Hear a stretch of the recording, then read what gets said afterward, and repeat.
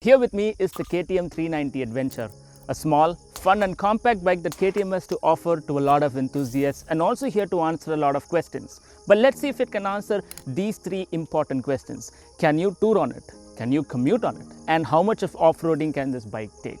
Before we get started, if you'd like to see more videos like this, do hit the subscribe button and also follow me on Instagram. Do not forget to follow Zeal Creations, without whom this video could not have been possible. I will be splitting this video into several categories and I will be sharing my thoughts on them as well. Let's start off with the heart of this bike, which is going to be the engine. It shares the same engine of that of the Duke 390, 373cc, 43 HP. But is 43 HP enough for touring? It is a yes and a no. Yes, because there have already been users who've got the Duke 390 and have clocked thousands and thousands of kilometers. But especially in the 6,000 to 7,000 RPM range, you do feel a slight buzz. This buzz is felt on the handlebars and also on the foot pegs. The foot pegs do have these rubber inserts which absorb the vibrations to a certain amount. But if at all you tend to be more planted on the seat, you will definitely feel the buzzing in your bum as well, but that is bearable. That is not something that is going to make you feel uncomfortable in any point in time. At 855mm, this bike is definitely tall, and you're going to be feeling that inside the city. If you're a shorter rider, you're going to feel it irrespective of where you're riding it. But KTM does offer this power part option called as a lowering kit, which reduces the saddle height by around 25mm. But I'm not really sure if this is still available in India. The knuckle guards come as standard on this bike. They are decent and there's nothing to be complained about, but you still have aftermarket options that you can go for. The Tft Display is by far one of my favorite in this bike, especially because it's big, it's large, it gives you all the details that you want. If you're someone who does not like to have a mobile phone mounted on your handlebar which acts as your navigation system or have a separate sat nav, then KTM provides this app called as the My Ride app. Well, you have to pay 700 rupees or I think it's 600 rupees right now to have a subscription. But when someone is paying north of 3 lakhs on this bike and spending another 600 rupees for this, is something that I feel KTM should have given this free of cost. Let's talk about the most important aspect of this bike, which is going to be its off-roading capabilities. Especially when KTM has launched this bike as the Adventure 390 and taking the design principles from the 790 Adventure and also 450 Rally, let's see how much of off-roading you can actually do on this bike. But before that, let's talk about the myths. The Indian standard does not get the adjustable front suspension, whereas the international version gets that. With alloyed wheels in the front and the back, 17 in the rear and 19 in front, you can probably have fun riding in terrains like these, or if you're a countryside explorer, and also not to forget small trails, but do not expect it to handle advanced terrain.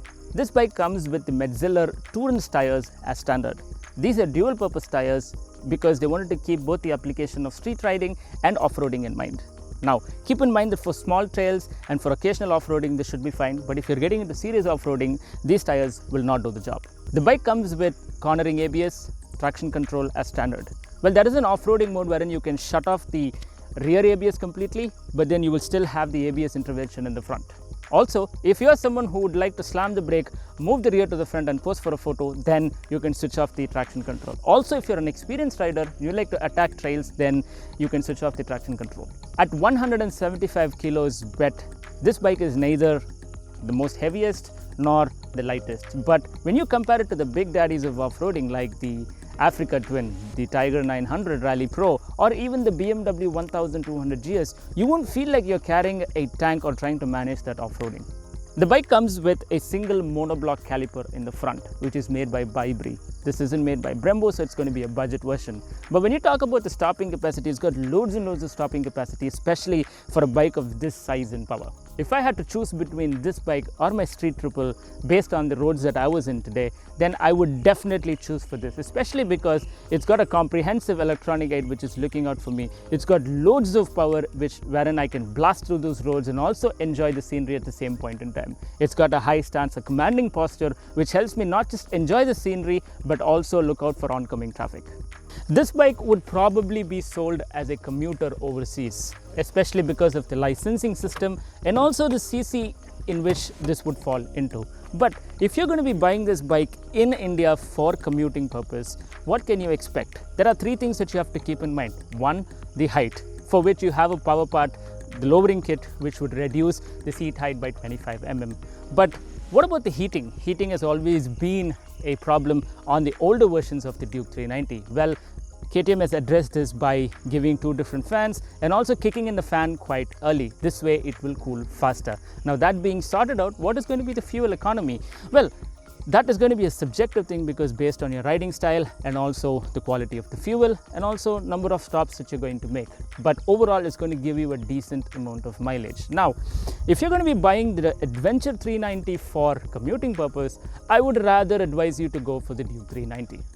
I absolutely love the Adventure 390. It's a superb package. It's super comfortable, really practical, and a fun bike to ride around. Of course, there are things that I miss on this bike, which is going to be the adjustable WP front suspension, probably a taller windshield, a bigger fuel tank, and maybe they had given raisers on the handlebars so that taller riders will feel even more comfortable when they are standing up and riding. But other than that, it's an amazing package. Let me know what you guys think about this. Put it in the comment section, whether if you have owned one or if you have ridden one. If you'd like to see more content like this, do subscribe and also follow me on Instagram. It's going to be Instagram/MadrasMotorHead. And do not forget to follow Zeal Creations on Instagram as well.